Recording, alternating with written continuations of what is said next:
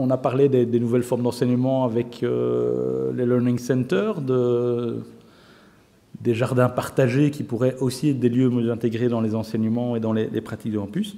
Ce qui pose évidemment la question de tous ces usages autres que finalement l'enseignement, la recherche, les missions de valorisation bien identifiées de l'université. Et ben voilà, ce thème finalement des autres usages ou des autres non-usages des campus était le thème imposé que j'avais suggéré à Michel Hubert.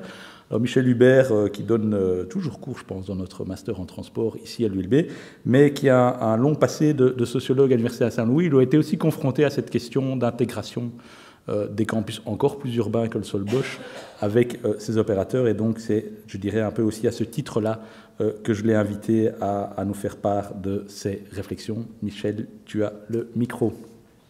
Bonjour et merci pour cette invitation. Donc je vais essayer d'aborder cette question par une voie un peu détournée, par une sorte de mise en contexte et en perspective, pour souligner le fait que l'action sur l'espace, sur la matérialité, qui est assez centrale dans ce colloque, puisqu'il s'agit de fêter les 100 ans d'un lieu, d'un campus, cette action est évidemment essentielle, mais ne peut pas tout. Et elle doit s'articuler à l'action sur les enjeux sociétaux qui traversent l'université. Donc je vais vous proposer un petit zoom out qui dépasse d'ailleurs le cas de la seule ULB pour s'intéresser à Bruxelles comme métropole, comme ville étudiante, plus grande ville étudiante du pays d'ailleurs, comme on va le voir. Et donc je m'appuie ici notamment sur différents travaux du Brussels Studies Institute, dont une note de synthèse sur Bruxelles, sur l'université, l'enseignement supérieur et Bruxelles, dont Benjamin Wayens et Jos Waassen étaient d'ailleurs les filles ouvrières, et sur un document que nous avions préparé à destination des recteurs d'université à la suite de cette note de synthèse qui a été publiée dans Brussels Studies, qui s'appelait « Faire de Bruxelles une ville de connaissances et une ville étudiante, que peuvent les universités ?» Donc je vais procéder en 3 temps, très rapidement. Le paysage d'enseignement supérieur à Bruxelles, un univers fractionné qui rend difficile une gestion coordonnée des campus. L'enseignement supérieur bruxellois des campus étrangers et ou fermés à la majorité de la jeunesse bruxelloise, point d'interrogation, devrais-je ajouter. Et enfin, les universités bruxelloises, très rapidement, face aux défis contemporains. Je pense que c'était bien abordé déjà aujourd'hui, notamment par Tom Boller. Est-ce que ça se passe dans et ou hors campus? Alors, d'abord, le paysage fractionné. Cette note de synthèse qui a été publiée déjà en 2014 était la première occasion, la toute première occasion d'offrir une vision, une vue globale de l'enseignement supérieur à Bruxelles. Jusque-là, en raison justement du caractère fractionné de l'enseignement supérieur, nous n'avions pas de données sur l'ensemble de l'enseignement supérieur à Bruxelles et sur ces 51 institutions d'enseignement supérieur qui ont été inventoriées à cette occasion, 27 reconnues et subsidiées, dont la majorité par la Fédération Wallonie-Bruxelles, sans compter ici les institutions de formation, de promotion sociale, 5 par la communauté flamande, qui représente quand même quasi 30% du total des effectifs étudiants à Bruxelles, et puis 2 par l'État fédéral, il en existe encore, dont l'École royale militaire, et un grand nombre, une multitude de petites institutions internationales, ou en tout cas de sièges, d'implantations plus exactement, d'une série d'institutions internationales ou privées qui ont vu le jour ces dernières années. Donc paysage fractionné dont la cause, l'origine, vous la connaissez, c'est à la fois les piliers philosophiques entre le monde laïque et catholique, pour faire court, la communautarisation, on a évoqué la scission d'une série d'institutions qui étaient jadis unitaires en une partie francophone, une partie néerlandophone, et également ce phénomène plus récent que je viens d'évoquer de l'internationalisation. Malgré cela, ou en dépit de cela, et c'est ce qui va être finalement peu visible, c'est que cet ensemble forme un grand ensemble qui fait de Bruxelles la plus grande ville étudiante de Belgique et de loin, puisque les données qui avaient été traitées lors de cette étude de 2014, qui remonte déjà à une dizaine d'années, chiffraient le nombre total d'étudiants à plus de 86 000 étudiants, si on ne prend que les 27 institutions subsidiées. Aujourd'hui, on est clairement au-delà des 100 000, puisque à l'époque, on relevait déjà une augmentation de 20% du nombre d'étudiants en 10 ans. Donc si on prolonge simplement cette tendance, on est très clairement aujourd'hui, même s'il n'y a plus cet inventaire, très largement aujourd'hui au-delà des 100 000 étudiants. Et c'est beaucoup plus que dans toutes les autres villes étudiantes de Belgique. Vous avez ici quelques chiffres, pour Gand étant la deuxième plus grande ville étudiante avant Leuven et avant Anvers. Alors, ça se voit peu, finalement, et ça se sait peu que Bruxelles est la plus grande ville étudiante du pays, mais en raison, bien entendu, de cette fragmentation du paysage que je viens d'évoquer, mais aussi en raison du poids des autres fonctions urbaines. Le rapport entre le nombre d'habitants par étudiant est défavorable de ce point de vue-là à Bruxelles, pratiquement 15 habitants pour un étudiant, alors qu'il est de 4 habitants pour un étudiant à Gand ou de 2,5 à Leuven, ce qui rend visible évidemment beaucoup plus clairement cette fonction.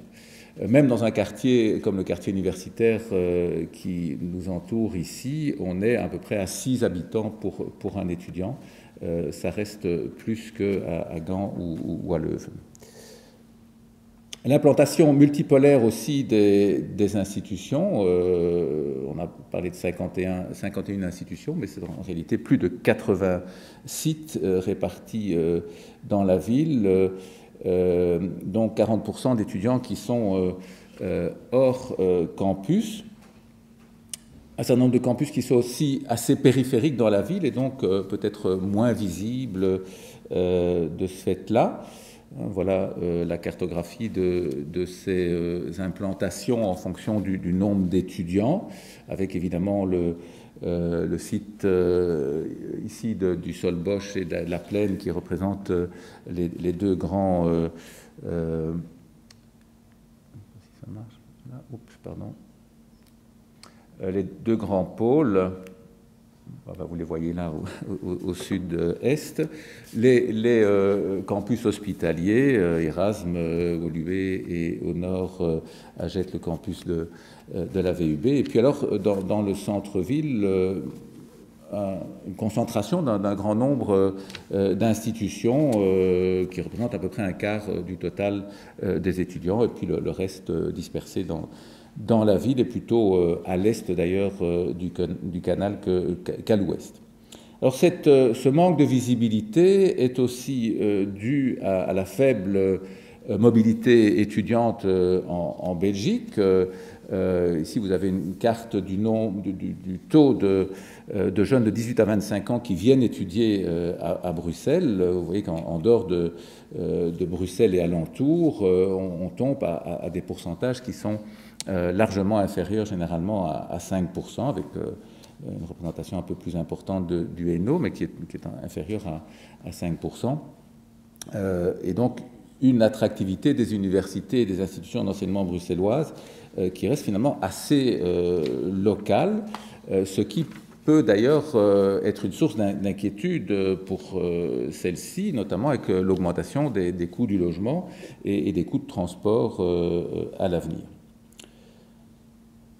Alors, dernier élément, la localisation résidentielle assez dispersée aussi au niveau du logement étudiant.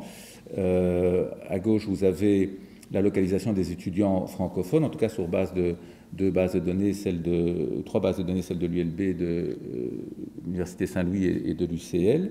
Et à droite, l'implantation, la localisation résidentielle des étudiants néerlandophones, où on voit, outre la localisation sur les campus ici, une localisation qui est plutôt centrale dans le centre-ville, à proximité du canal, voire plus au nord, à proximité du campus hospitalier de la VUB. Donc on a une dispersion du nombre d'étudiants, des étudiants qui étudient à Bruxelles, ce qui fait qu'ils sont peut-être, enfin à la fois ils sont présents partout, ce qui en soi est une bonne chose, mais sont moins visibles aussi en tant que concentration. Alors deuxième aspect lié donc à cette question et qui va nous permettre de revenir aussi sur la question plus directement des campus, qui est la part de la jeunesse bruxelloise qui sont représentés par ces 100 000 ou plus de 100 000 étudiants qui travaillent à Bruxelles. Alors, j'imagine que Dirk, qui vient de nous rejoindre, l'a évoqué hier, je n'ai pas pu être là malheureusement, mais vous savez que l'accès à l'enseignement supérieur reste très problématique à Bruxelles. Le taux d'accès à l'enseignement supérieur est inférieur, déjà globalement en Belgique, à la moyenne de l'OCDE et Union européenne, mais c'est surtout à Bruxelles et en Wallonie que ce taux est particulièrement bas. Il reste stable depuis un certain nombre d'années, alors qu'il est en augmentation dans beaucoup d'autres pays. Il diminue même à Bruxelles et en Wallonie, et il est évidemment encore plus faible parmi les jeunes issus des classes populaires. Et ça, c'est une autre étude de mon collègue Abraham Franzen qui montrait, outre ce peu d'accès, aussi le nombre de jeunes bruxellois de 18 à 24 ans qui sont ni dans l'enseignement, ni dans une formation, ni employés, ce qui représente à peu près 25% de la jeunesse bruxelloise de 18 à 24 ans. Donc un vrai problème d'accès à l'enseignement supérieur et donc d'accès au campus à proprement parler, qui se double d'un écart en termes de succès. Si on regarde le taux de réussite en première BA, il reste inférieur à 50%, il reste stable autour de 40%, il est même un peu fléchi avec le recul avec le Covid. Une dégradation des taux d'encadrement, en tout cas dans l'enseignement supérieur francophone, parce que c'est pas vrai dans l'enseignement supérieur néerlandophone, ce qui, donc, au total, nous donne quelque chose qui reste très, très peu accessible finalement à la jeunesse bruxelloise, qui est pourtant, on l'a vu, la base de recrutement principale de nos institutions. Et donc, la fréquentation de nos campus reflète insuffisamment la composition de la jeunesse bruxelloise, et les campus sont trop souvent associés à une expérience d'échec et de relégation, voire même de rancœur par rapport aux chances d'ascension sociale que peut représenter l'enseignement supérieur et qu'ont même approché ceux qui s'y sont coltinés la première année et qui ont dû le quitter suite à un échec. Et cet écart font que les campus bruxellois, quels qu'ils soient, ne font pas suffisamment partie de la vie d'une partie importante de la jeunesse bruxelloise. Je me rappelle cette anecdote d'une étudiante que j'avais à l'Université Saint-Louis, dans un atelier qui portait sur justement le rapport à l'université des enseignements bruxellois, des étudiants bruxellois, et à qui donc je demandais à ce groupe d'étudiants de dessiner la carte mentale de leurs espaces de vie à Bruxelles. Et cette étudiante avait dessiné son lieu de résidence, évidemment, les lieux où elle rencontrait ses amis, etc. Et quand il s'est agi de dessiner ou d'identifier les lieux qu'elle fréquentait dans le centre-ville, il y avait le City 2 qui était à côté de l'Université Saint-Louis, mais l'université n'y figurait pas. Et donc, pour beaucoup d'étudiants, qu'on le veuille ou non, l'université ou l'enseignement supérieur n'est qu'une petite partie de leur vie, et d'une certaine manière, ce qui a été vécu pendant les confinements était un peu une démonstration par l'absurde du vide que peut représenter ce rapport au lieu d'études quand on en est privé. Alors que peuvent les institutions d'enseignement supérieur, que peuvent-elles faire pour agir sur ces écarts et donc sur la fréquentation de leur campus? Alors voilà, c'est un peu ça le message que je voulais faire passer, c'est qu'il y a une série de choses évidemment qui ne tiennent pas directement à la gestion des campus. Il y a une série d'éléments qui relèvent des missions d'enseignement et de recherche. Vous savez que du côté francophone, la formation des enseignants va revenir bientôt aux universités, en partenariat avec des hautes écoles. Et donc ce sont des occasions pour centrer l'action de ces institutions autour de cet enjeu de l'accès. Elles mènent des études sur ces questions, elles peuvent renforcer leurs activités de formation préparatoires aux études supérieures, elles peuvent adapter leurs méthodes d'enseignement à la diversité de leur public, leur donner les clés aussi d'accès, on l'évoquait à propos des Learning Centers. Donc c'est toute une série d'activités, d'actions qui peuvent être menées et qui méritent aussi d'avoir une place de choix, je dirais, dans l'aménagement des campus qui doivent être rendus visibles pour faciliter en tout cas l'accès des jeunes à l'enseignement supérieur. Alors on peut agir évidemment aussi en amont du choix d'études, en accompagnant les élèves du primaire et du secondaire, comme le fait l'Université des enfants, on l'a vu tout à l'heure, ou Scola ULB par exemple, en améliorant aussi l'information sur les études et la réorientation des futurs étudiants. Et bien entendu, en contribuant à l'amélioration des conditions de vie des étudiants dans et hors campus. Il y a une plateforme logement étudiant qui a été mise sur pied pour s'attaquer à cet enjeu du logement, d'un logement accessible également, et on sait à quel point le logement est un élément important de la réussite à l'université, au-delà des lieux d'études dont on a parlé, des aides sociales, des épiceries sociales, etc., qui peuvent être fournies organisées pour répondre aux enjeux économiques, en particulier d'accès à l'enseignement supérieur. Et donc, ces éléments-là, à nouveau, peuvent ou devraient sans doute être inclus dans l'aménagement, dans la réflexion concernant l'aménagement des campus, avec des espaces ouverts, comme on l'a dit, qui permettent cette hospitalité, cet accueil des étudiants qui n'ont peut-être pas, dans leur histoire familiale, eu l'occasion de se coltiner avec l'enseignement supérieur. Alors, la coopération entre institutions d'enseignement supérieur fait aussi, me semble-t-il, partie de la solution. Alors, il y a un pôle académique, il y a des pôles régionaux qui ont été organisés par décret, en même temps qu'on a créé l'ARES, qui organise l'Académie de recherche et d'enseignement supérieur.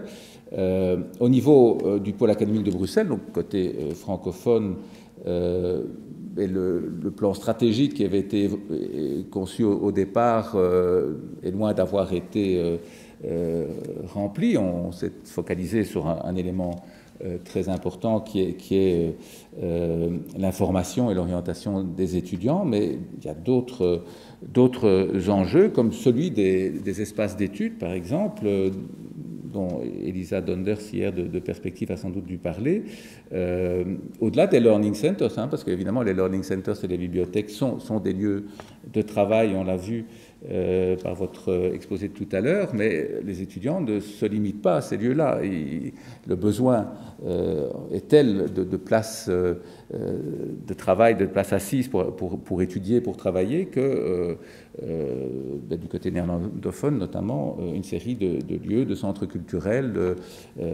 d'autres bibliothèques, etc., ont été rendus accessibles, en particulier dans les périodes de blocus et d'examen, aux étudiants de l'enseignement supérieur, pour lesquels une coordination mérite aussi d'être mise sur pied, et une assistance du même type que celle qui est prévue dans les lieux universitaires. Et donc, c'est là que la coopération entre institutions est indispensable, y compris avec le côté néerlandophone, qui représente quand même 30% des étudiants bruxellois. Il n'y a toujours pas d'équivalent de BRIC, ce service pour les étudiants à Bruxelles du côté néerlandophone, qui brasse l'ensemble des aspects de la vie étudiante. Donc là, je pense qu'il y a vraiment d'abord une mission pour le pôle, mais peut-être aussi une non-volonté des institutions de coopérer davantage, pour une série de raisons qui sont tout à fait entendables, qui sont d'autres urgences. On pallie d'abord aux urgences immédiates, à l'afflux de nouveaux étudiants, des enjeux géopolitiques aussi. Les moyens étant limités, on préfère d'abord servir ses propres étudiants. Et donc ça rend difficile, d'autant plus difficile, le travail de la cellule vie étudiante de la région de Bruxelles-Capitale, qui doit faire travailler ensemble ces différents, les francophones et les néerlandophones, les différents niveaux d'enseignement, avec des implications qui sont assez variables. Et enfin, pour terminer, j'irai très vite là-dessus, les universités bruxelloises face aux défis contemporains, en particulier le soutien à la transition juste pour une ville décarbonée, dont Tom Boller parlait tout à l'heure. Alors, en 2014, quand le Brussels Studies Institute a mené cette recherche, elle a réalisé une enquête auprès des académiques et des scientifiques de différentes universités pour savoir quelle était l'importance qu'ils accordaient à la valorisation, ce qu'on appelle la valorisation non académique de leurs travaux. Un nombre substantiel de chercheurs ont déclaré à cette occasion qu'ils étaient engagés dans des activités de ce type-là, mais plus nombreux encore étaient ceux qui estimaient que c'était quelque chose d'absolument indispensable, voire souhaitable, avec tout ce que ça permettait en termes de networking, d'expérience personnelle, mais aussi surtout de service à la société.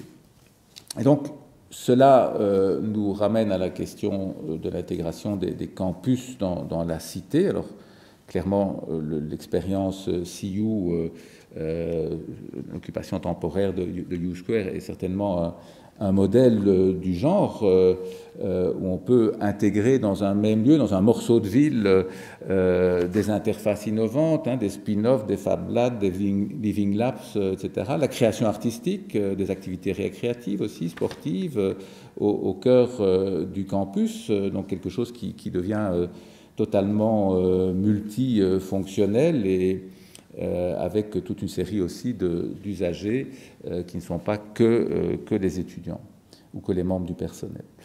Alors c'est ce modèle-là qui, me semble-t-il, doit être adapté au campus traditionnel, type Solbosch, avec un certain nombre d'obstacles. La liste n'est pas exhaustive ici, on en a évoqué plusieurs pendant la journée, notamment ce caractère peu polyvalent de pas mal de locaux qui qui ne sont pas équipés pour être utilisés à d'autres fins, y compris culturelles. Hein. Il y a très peu de concerts, par exemple, qui ont encore lieu aujourd'hui, parce que les exigences des concerts d'aujourd'hui sont sont beaucoup plus importants en termes acoustiques, en termes de light show, etc., que ce qu'on pouvait faire quand ce genre de concert était accueilli sur le campus. Le coût des ouvertures en soirée et le week-end, avec un gardiennage privatisé, des lourdeurs administratives éventuelles. Mais il y a des adjuvants. On a parlé du plan guide tout à l'heure, de la gestion des espaces publics et des lieux stratégiques. Là, j'insisterai sur cet aspect-là dans la conception, de l'aménagement des campus. C'est un peu l'école de Chicago, déjà dans les années 30, qui attirait notre attention sur les coins de rue, les entrées d'un quartier. Donc le campus, si on le voit comme un quartier ou un morceau de ville, mais les entrées des campus doivent être particulièrement soignées. Ils doivent indiquer ce que l'on veut signifier, ce que l'on veut annoncer comme type d'accès. Et si on veut effectivement ouvrir ce morceau de ville à une population la plus large et la plus diversifiée possible. Et donc, en conclusion, pour faire... donc, voilà, donc je pense que mon message est donc clairement de dire qu'il faut agir aussi en amont sur l'accès à l'enseignement supérieur. Donc, les campus, l'aménagement des campus, c'est extrêmement important, mais ça ne peut pas tout. Si on veut faire vraiment de Bruxelles la plus grande ville étudiante du pays, il faut rendre les campus hospitaliers au plus grand nombre, donc davantage polyvalents, évolutifs. Il faut aussi, me semble-t-il, une gouvernance à l'échelle régionale, voire métropolitaine, pour dépasser les fragmentations que j'ai évoquées et présenter une image unique et cohérente pour les futurs étudiants et les stakeholders.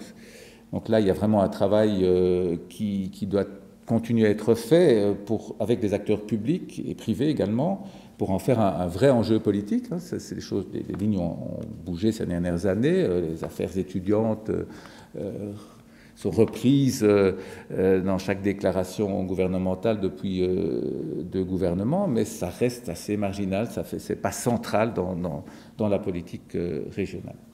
Et enfin, bien entendu, sortir les campus de leur spécialisation fonctionnelle. Alors ça reste, évidemment, elles sont orientées vers leur fonction première d'enseignement et de recherche, mais les espaces doivent être davantage multifonctionnels, multitemporels, hein, utilisés aussi dans les périodes creuses pour les étudiants, pour d'autres publics, des week-ends, des vacances, etc. De la même manière qu'on réfléchit aujourd'hui à l'ouverture des écoles aussi sur l'extérieur, donc une plus grande agilité avec des projets expérimentaux qui nous portent à aller en dehors du cadre, en jouant avec l'inertie du système, comme la précédente intervenante le soulignait. Voilà, je vous remercie.